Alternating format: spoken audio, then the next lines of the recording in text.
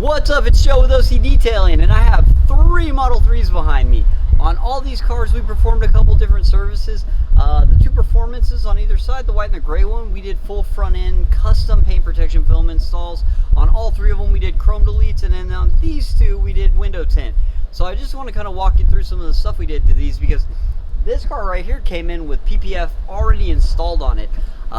This is a pre-cut installation, and I just want to show you the difference of the results they got versus the results we got. You can see where this is actually not wrapped all the way in on either side. There's actually a hard line there, and the corners are notched.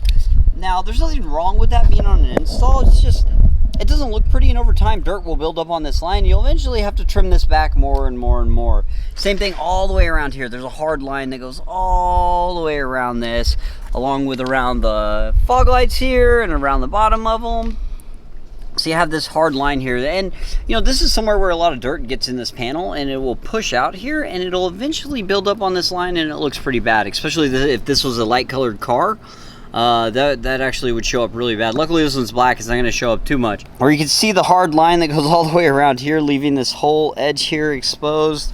Again, this isn't the worst install I've ever seen, but it's just kind of like, you know, this is something that would have been easily wrapped in. And then same thing on this back edge, it's not wrapped all the way over. And just to show you the difference on one of our installs, the way we do our fenders, because it's truly custom and everything's wrapped in there. Can you even tell it's wrapped?